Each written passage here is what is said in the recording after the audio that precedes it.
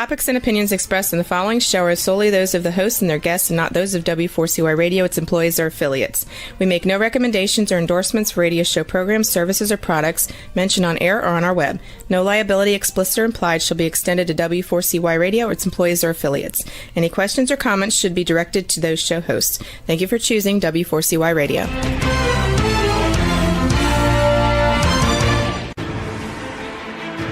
What's working on purpose anyway? Each week, we ponder the answer to this question. People ache for meaning and purpose at work, to contribute their talents passionately and know their lives really matter.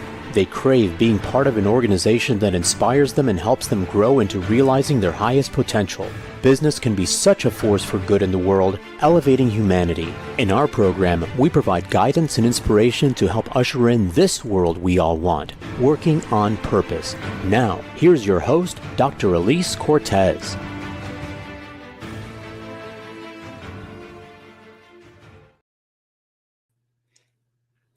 Welcome back to the Working on Purpose program, which has been brought to you with passion and pride since February of 2015. Thanks for tuning in this week. Great to have you. I'm your host, Dr. Elise Cortez. If we've not met before and you don't know me, I'm a workforce advisor, organizational psychologist, management consultant, logotherapist, speaker, and author.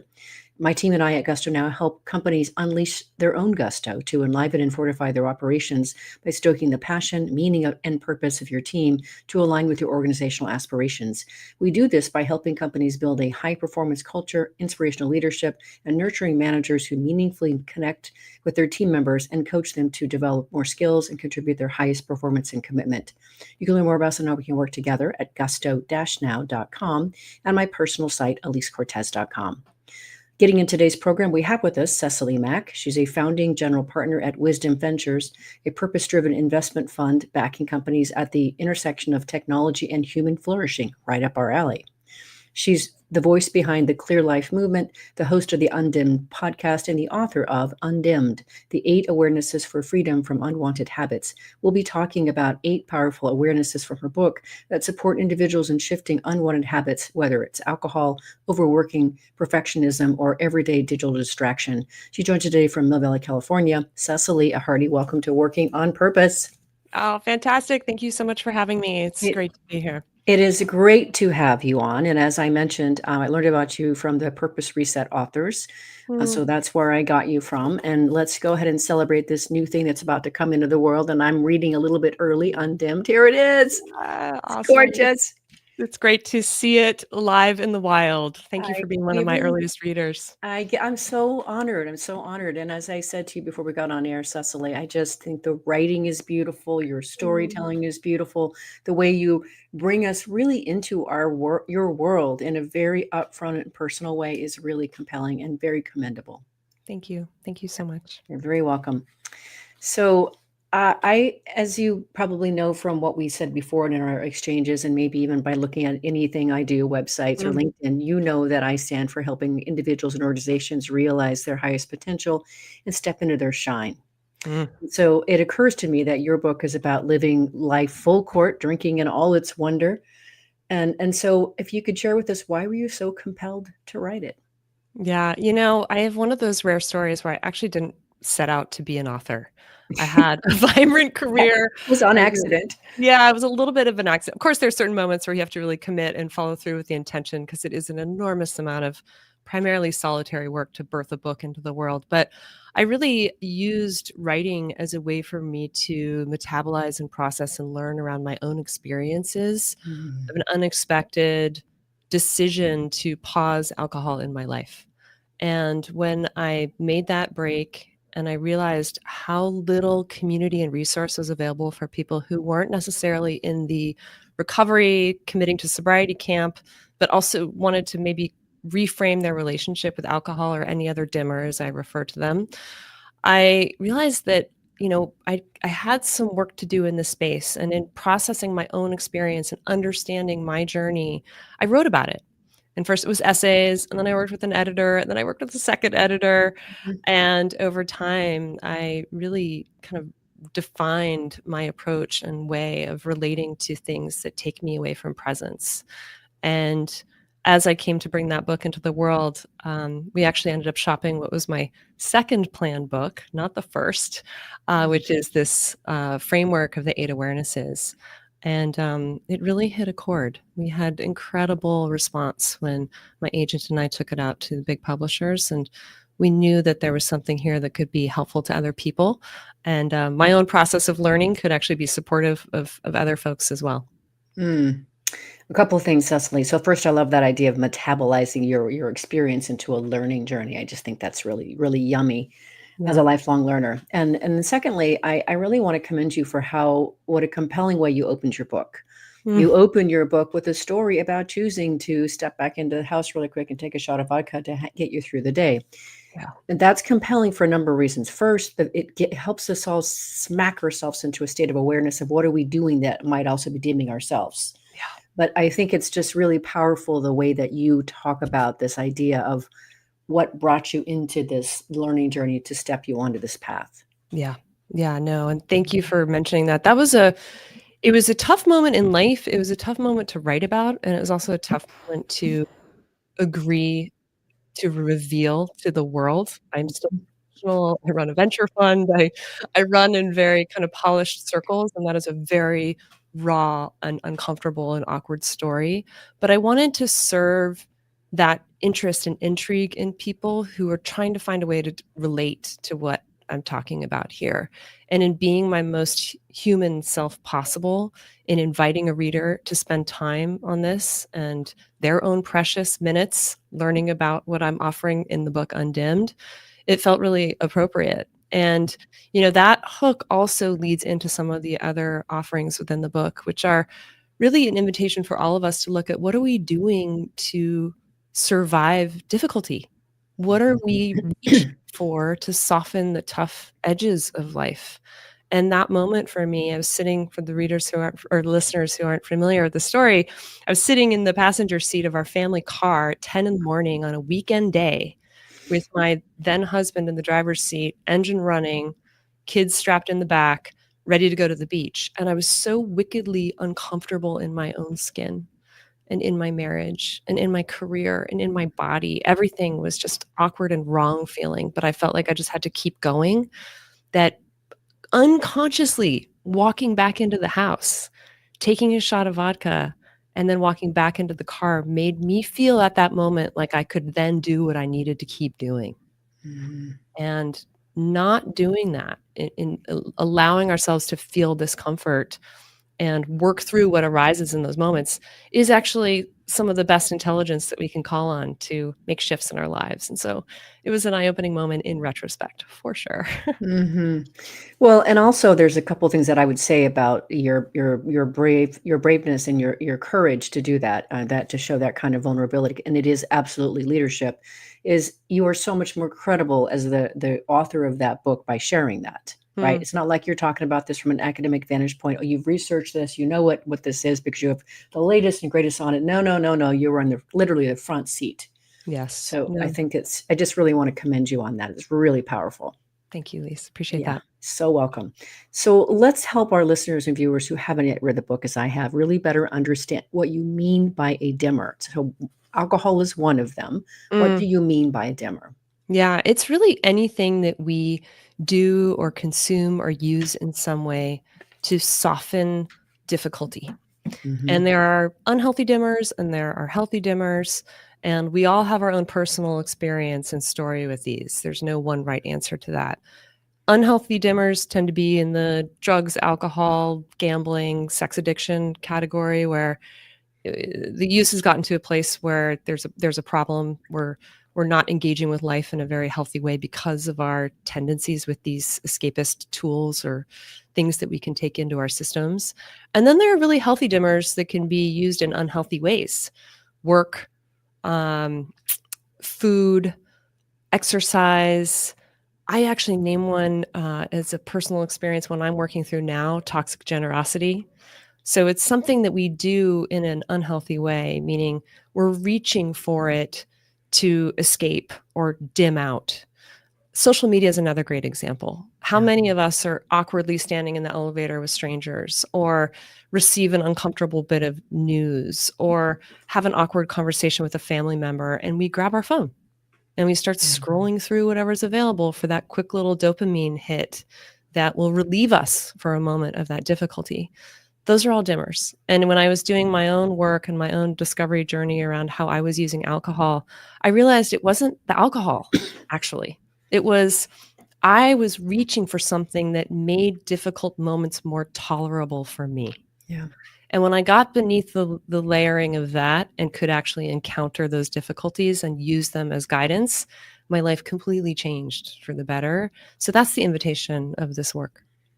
And I want to celebrate that because I want to get a little bit more deeper into that. But you brought up something for me, Cecily, and that is that idea of, those awkward moments in the elevator or whatever, when you kind of reach for your digital diversion or whatever it is. Yeah. Some of my most delightful moments have happened as I'm walking through the parking lot of my gym to the elevator to get to the 7th floor up to the gym. And just this week, I had one of those occasions where this young man was walking along, and you could always do that really quiet heads down thing, and you get in the elevator and get on your phone kind of thing.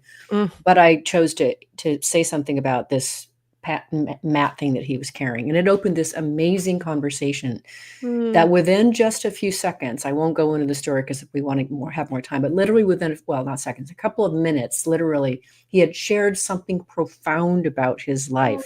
And I got moved to tears by how beautiful it was. And I said, "Can I hug you?" And he said, "Yes." Now, if I would have just stayed with, the usual thing, I would have missed that whole opportunity.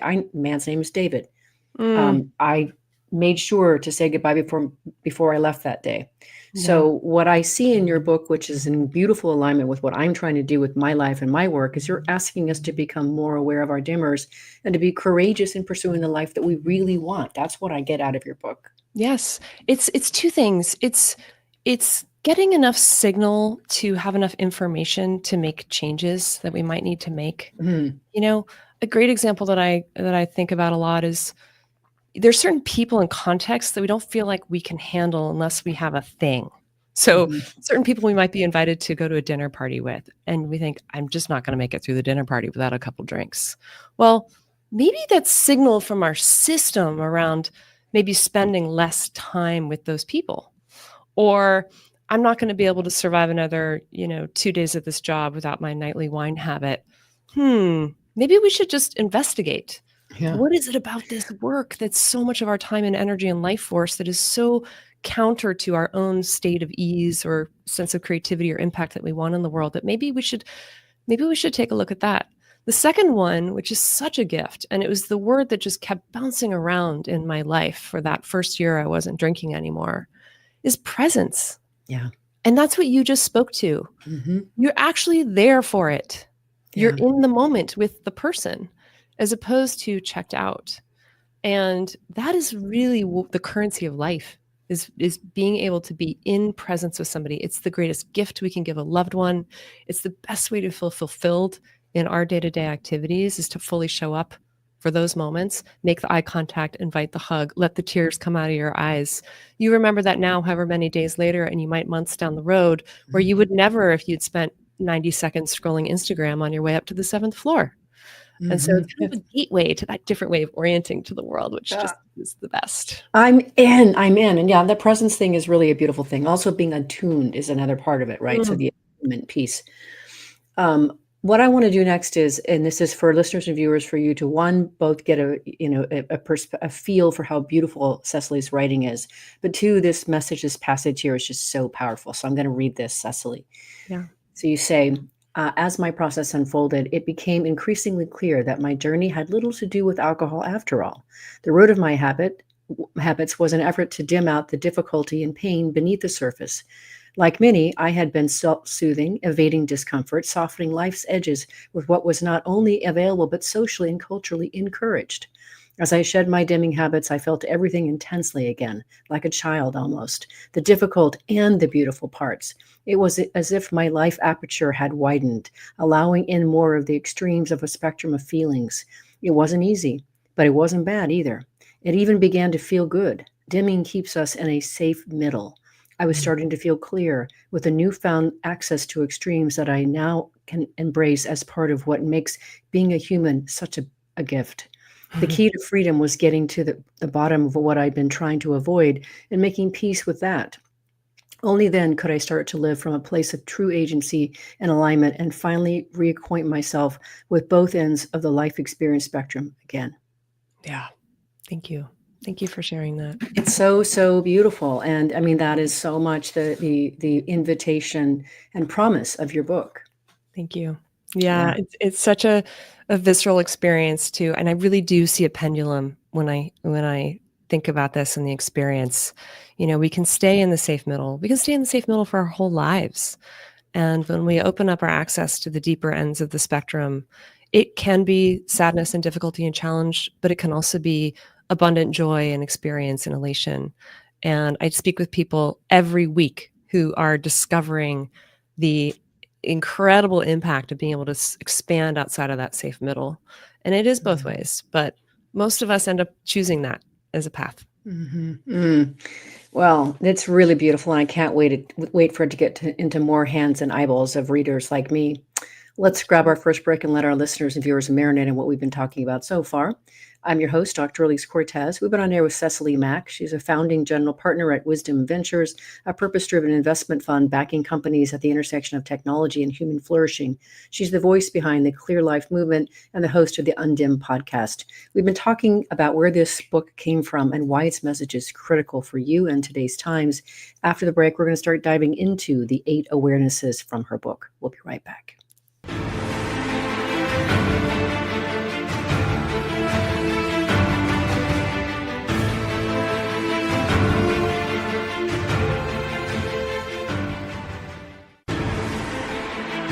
Dr. Elise Cortez is a management consultant specializing in meaning and purpose, an inspirational speaker and author. She helps companies visioneer for greater purpose among stakeholders and develop purpose-inspired leadership and meaning-infused cultures that elevate fulfillment, performance, and commitment within the workforce. To learn more or to invite Elise to speak to your organization, please visit her at elisecortez.com. Let's talk about how to get your employees working on purpose.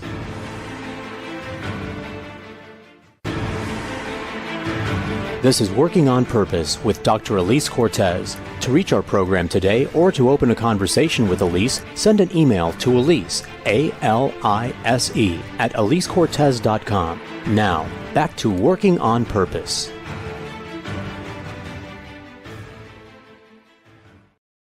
Thanks for staying with us and welcome back to Working on Purpose. I'm your host, Dr. Elise Cortez, as I am dedicated to helping create a world where organizations thrive because their people thrive. They're led by inspirational leaders that help them find and contribute their greatness, and we do business that betters the world. I keep researching and writing my own books. So one of my latest came out. It's called The Great Revitalization, How Activating Meaning and Purpose Can Radically Enliven Your Business.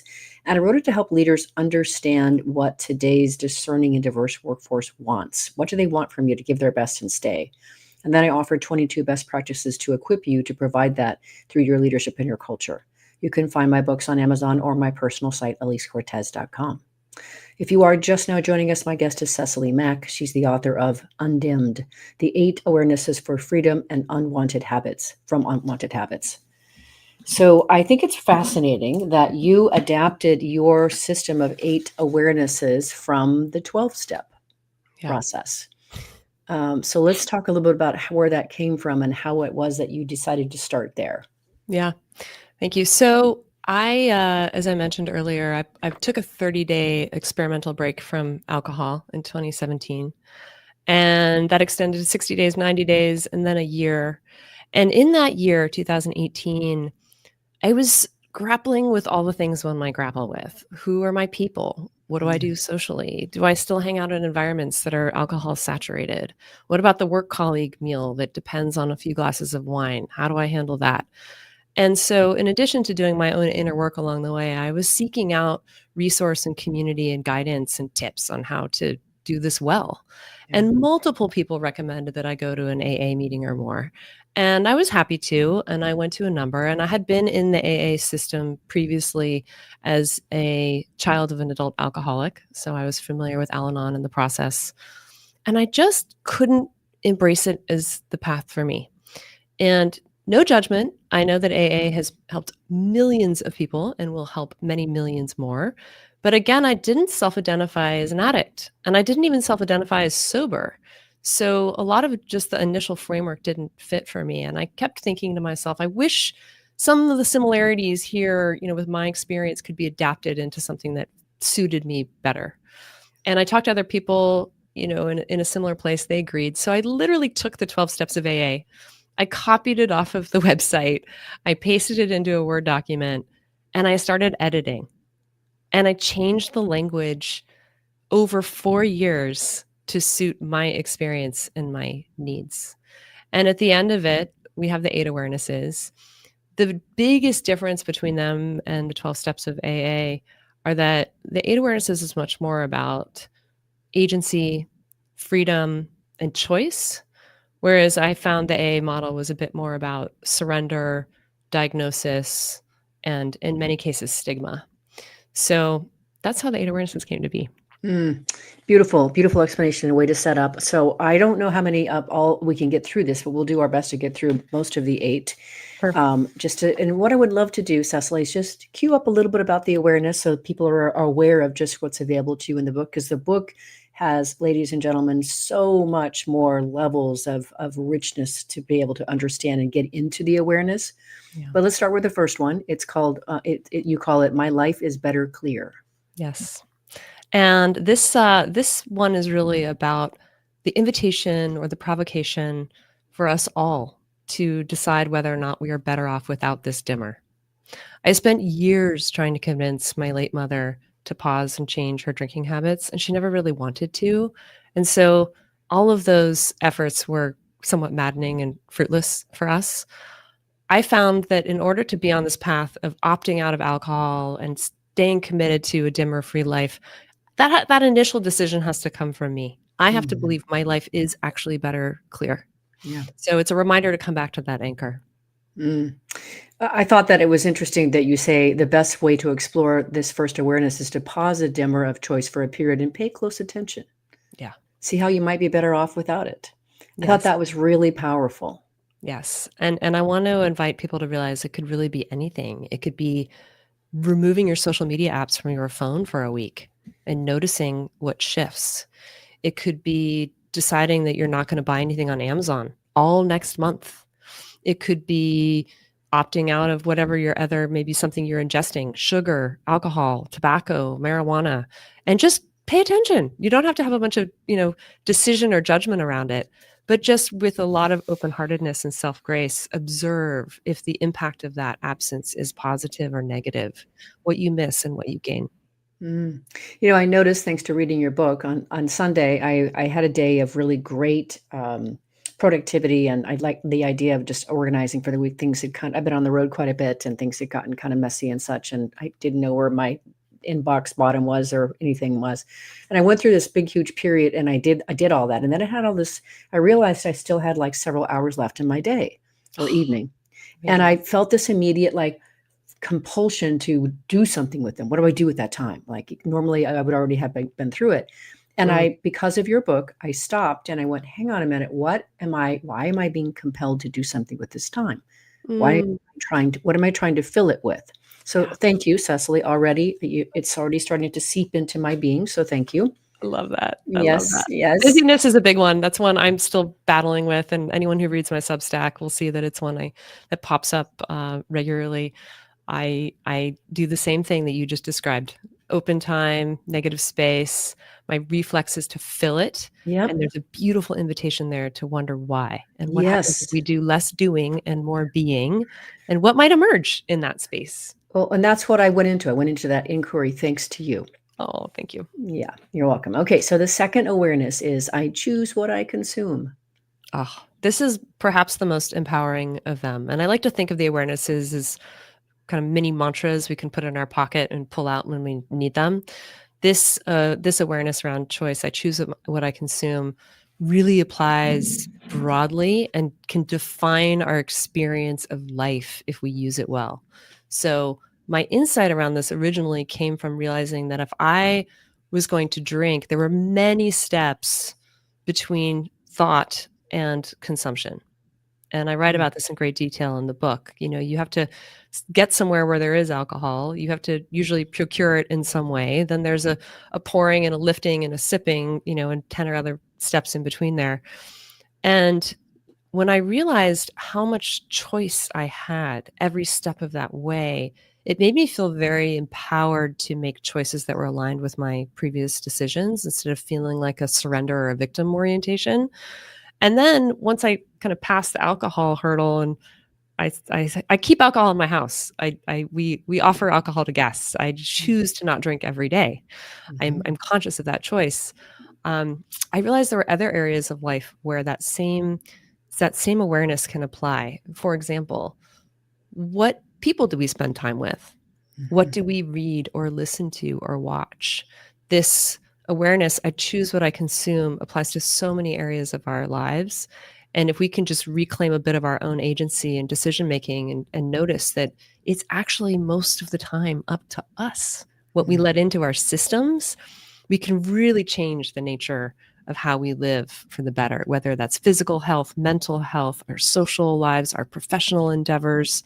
And for a lot of us reaching mid-age, in some ways that's learning how to say no, thank you. We don't have to say yes to every single opportunity and thing and invitation. We're bringing all of this into our systems and our calendars. So let's choose carefully what we actually want to say yes to or not. Yes, I think your question of, as we're making that choice, that we ask ourselves, will this numb me or nourish me, is really powerful. That's a big one. Yeah. And it's a question we can ask about just about anything when we're posed with an invitation.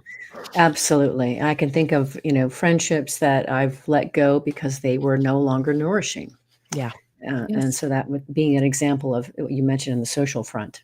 And that's hard to do. Congratulations. I know that is not an easy thing to navigate. Exactly. And, not everyone likes it. Yeah. No, it was a big deal for everybody. So yes, but it was time. Yeah. Okay. So then speaking of that, maybe this will relate to this third awareness that you have. My intuition defines my priorities. Yeah. Is that right? Intuition. Is that right? Yes. No, this is right. This is a juicy one. One of the things that happens when we remove a dimmer of any sort is that we increase our access to our inner guidance, our intuition. And often people find when they remove a dimmer, they realize they've actually been dimming to tune out their intuitive guidance. Your intuition might be telling you it's time to get out of this relationship. It's time to move out of this home. It's time to shift my career in this way that is going to be awkward and risky. And so we dim to just not hear that voice because it's naggy and it's annoying and it's encouraging us to do something that might be really awkward and uncomfortable or costly in various ways. And so the intuition awareness is really around, let's see what we can do to actually increase our access to that voice. Let's learn to trust our intuition as really important guidance. And then in turn, rely on it to help us shape how we actually want to spend our time and our life. That is juicy, very juicy. And I couldn't help notice that you talk about your bout with breast cancer in that chapter on that particular awareness, that intuition defines your priorities. Yeah. I have known many people now who have had that journey, and I know that you're championing people who are also now going through that journey as well. So just, I don't know what you would like to share about that, but I wanted to call out and celebrate your journey. Thank you. I mean, the reason it arises in the chapter and why it's something I continue to reflect on and leverage is that I had a really strong sense that it was time for me to step away from my last very intense COO role. Yeah. And I had a lot of people who I really trust and appreciate, who I have gone to for advice before successfully, try to talk me out of it. And I stayed the course, and it took me 9 months to get out of that job, but I eventually resigned and left the house in order and great new team members and so on. And it was 6 days after that final email to the team that I received my breast cancer diagnosis. And it's almost as if my intuitive guidance was step away from this load of stress and responsibility and accountability so that you have the space to treat and heal. And it felt so validating to me when I did find out I did actually very much so need that time and space to treat and rest and heal. So I think about that often as a reminder, particularly to women. If you're having a gut feeling about something that you need to shift in your life, it's really important to listen to that. It's often right, and in my case, it was life impacting. Wow, that is so powerful. May lead us, or at least help inform the fourth awareness, which is my trauma isn't my identity. Yeah. So this one is really about the unearthing that inevitably happens when we pause a dimmer. We hear about this a lot in addiction and recovery communities where it's easy to stop doing the addictive thing. Then the work starts because you have to actually start dealing with and facing what it was you were trying to run away from with that habit or tendency or later addiction. And I found in my own experience in working with people in the community around the world that's connected with me on this topic, that one of the kind of traps that you can fall into in that process is over identifying with the difficulty that you weathered for all of those years and wearing a bit too much of a victim hat in weathering or kind of defining your identity as you survived it. So, for example, and this is very awkward to admit, but it was as recent as less than 2 years ago, I realized I had in my professional bio, daughter of a deceased alcoholic. And I felt quite a bit of shame around that once I noticed it, because I was doing exactly the opposite of what the invitation of the fourth awareness is. I was attaching this identity to myself in a way that kind of nurtured righteousness and ego, as opposed to just seeing that experience as something that informed my life. You know, it's a delicate thing. Similarly, it goes with breast cancer. I'm often referred to as a breast cancer survivor, and I politely invite people to maybe say, I treated breast cancer successfully, not I am a breast cancer survivor, because I don't want it to be an identity piece. Yeah. One of the learnings of writing this book is also having a fair amount of understanding and appreciation for everybody being on their own path on this. And there are exceptions to this. There are people who have suffered really severe abuse at a meta or a singular scale. And it's important for people to have connection with community that shares in that suffering. That's a really kind of an emergent, important topic of discussion in the States. In fact, we're seeing it in the government today. There are groups of people who are really supported by a collective identity. So I don't want to discount that entirely, but as far as one's own relationship with a dimmer and how to kind of maneuver and shift that, the awareness is around understand what it is, have self-compassion and grace for why you were dimming for the time that you were, and then try to move forward. So powerful, Cecily. So happy that we've crossed paths and I've got to read your book and be informed by it and get to share with my listeners now. Let's grab our last break. I'm your host, Dr. Elise Cortez. We've been on air with Cecily Mak. She's a founding general partner at Wisdom Ventures, which is a purpose-driven investment fund backing companies that are at the intersection of technology and human flourishing. She's the voice behind the Clear Life movement and the host of the Undimmed podcast. We've been talking about 4 of her awarenesses. After the break, we're going to see if we can cover off on the last 4. We'll be right back.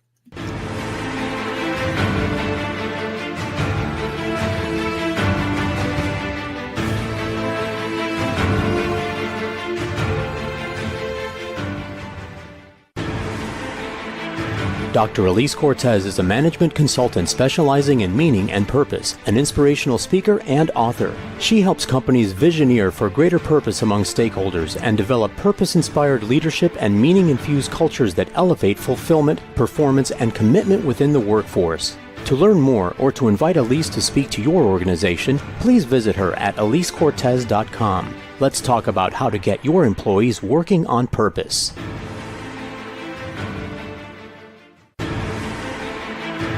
This is Working on Purpose with Dr. Elise Cortez. To reach our program today or to open a conversation with Elise, send an email to Elise, A-L-I-S-E, at elisecortez.com. Now, back to Working on Purpose.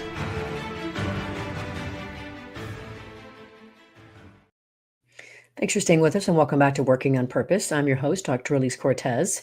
As you know by now, this program is dedicated to empowering and inspiring you along your journey to realize more of your potential. If you want to learn more about how we can work together and learn about the Gusto Now Academy for leaders and individuals on various journeys alike, make your way to gusto-now.com and then go to the Learning tab and you can find the Academy there. We'd love to have you join us. If you are just joining the podcast today, my guest is Cecily Mak. She's the author of Undimmed, the 8 Awarenesses for Freedom from Unwanted Habits. So moving on here through the list, the 5th awareness is forgiveness and letting go are the path to liberation. That one is definitely one that I could stand to use some work on.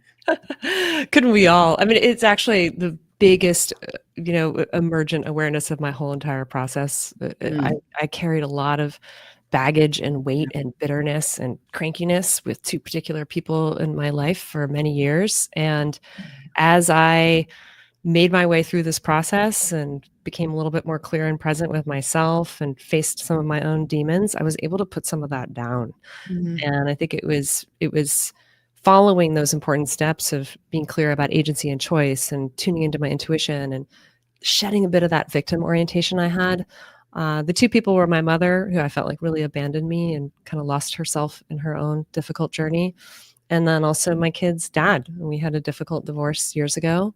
And I mean, we could do a whole episode on this topic, but I'll just say there's something very empowering and liberating about literally choosing to put some of this down. And the one sentence I can leave people with is, can we assume that everyone is doing their best? And when we realize that most of the time people are not trying to hurt or disappoint us, it unclenches the hand a bit, so to speak. So that's really what that one's about. That's powerful. A very, very powerful way to describe that, to unclench the hand a bit. That's got you by the throat, basically. Yes. Okay. Now, the 6th awareness really, really spoke to me for a number of reasons, Cecily. In part because I think it's important as we do this work, that we don't become self-righteous thinking that we've got all the answers. But 2, I just think in our world at large, this next one is really, really powerful. So the 6th awareness is, I do not judge or impose my orientations upon others.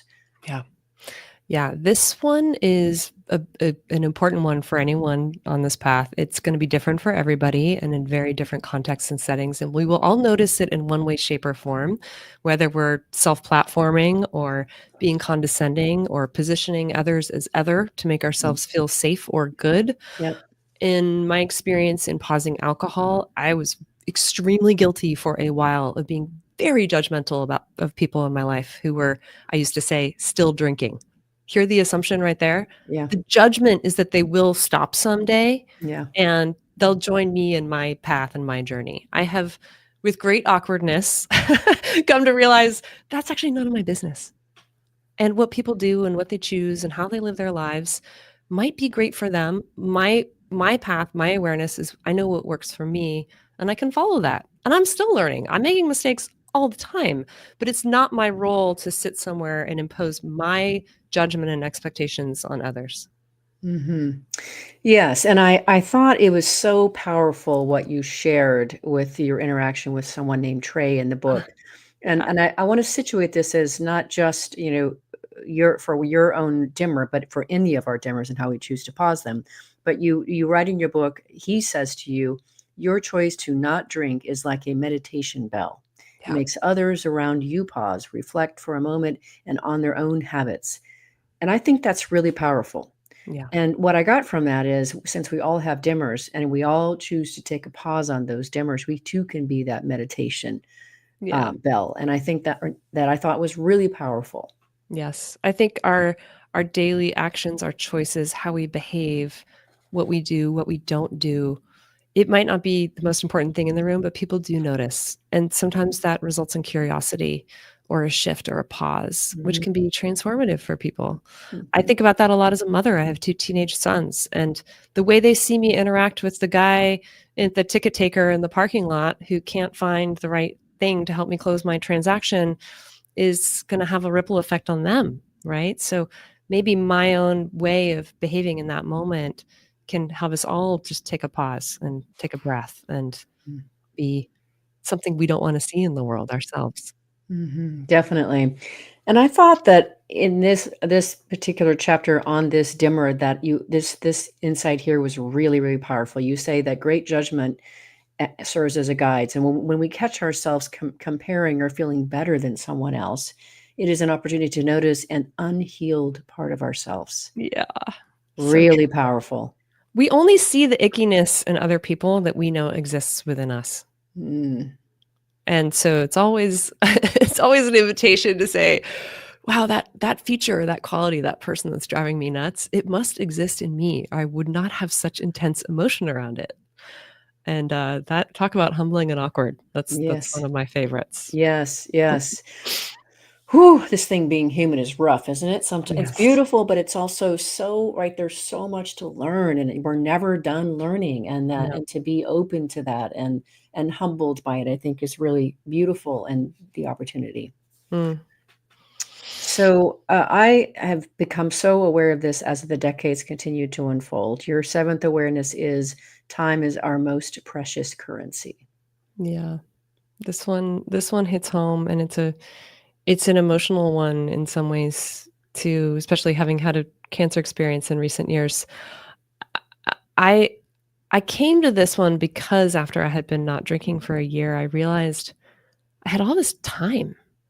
Yeah, you talk about how much time you were spending on that dimmer, and I went, it's crazy. I didn't really think about it, but there's an hour or two having a drink or two, and then there's that hour or two you're not doing anything else other than maybe watching something, or I don't know what you're doing. And then the next day isn't really all engines firing until an hour or two after waking up. And I did the math. It's about 3 hours every 24-hour cycle if you've got a light casual drinking habit, which adds up to over 1,000 hours a year. And I realized, like, yeah, actually I do have more time. And I'll put as a footnote there, and more money. It's another kind of unexpected side effect of pausing a lot of dimmers. But I think, going back to the third awareness, which is linked to this one in some ways around intuition, it's really wonderful to arrive in a place where we realize we can be a little bit more intentional with our time and really be thoughtful about how we want to spend it and with whom or not. And I think, our phone use is another great example here. Social media can eat our lives. I have all this wonderful data that I share with my kids now around, what does 4 hours on your phone translate to over 10 years? What did you miss out on? How do we kind of reframe our respect relationship with this most precious resource we have? We have no idea how much we have left. We cannot buy or swindle anymore, no matter what. And it's this kind of opportunity to have reverence for something that we all have.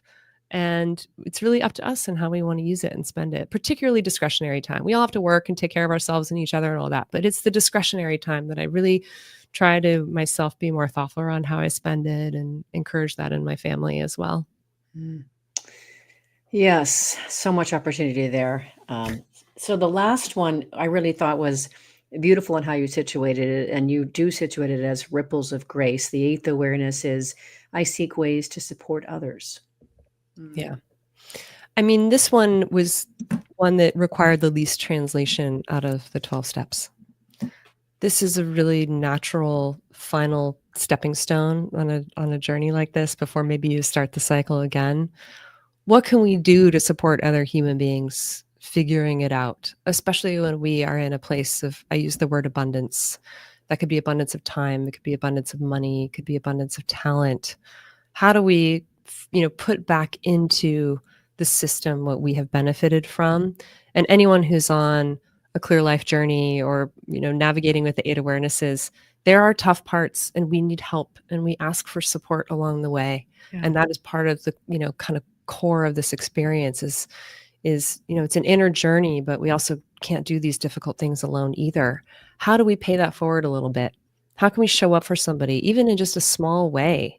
For me, it's often coffee with somebody, a mom in my community who says, hey, I just hit perimenopause and this white wine thing isn't working for me anymore. I know you don't drink. Can we talk? Yes, I would love to spend an hour with you. Let's go sit down on a park bench somewhere, compare notes. I mean, I think that those are just wonderful gestures. And it's easy in our lives today to get siloed into our me orientation and all the things we have to do. And it's just it's a reminder to try to offer up a little bit of what we've been so fortunate to bring into our own lives. What I love about that is that it really aligns with my work and what's called logotherapy. Logos is Greek for meaning, so it's really about vitalizing through meaning. Is that it really speaks to that we are at our best when we are serving and helping others. That is when we are our most vivacious and vital. Yeah. And look what you're doing. This is amazing that you're doing it. It's awesome. I love being a witness to your work. Well, thank you. Well, and that brings me to my next question, really. You were talking about, being in service to others, but here it is. You've written a book to help us live our bigger, better, best life, which we can immediately benefit from. But if I didn't help situate that part of what you're also doing is to be able to bring forth and continue to nurture your own mission, you're about raising awareness about and taking a stand against alcohol, that it is a carcinogen. And so if you could share a bit, and we've been talking about there's lots of dimmers that we all can opt into and use, but this particular one has become something really important for you. Yeah. And just a gentle clarification, I wouldn't say I'm against alcohol per se. What I am for is informed consent with regard to alcohol.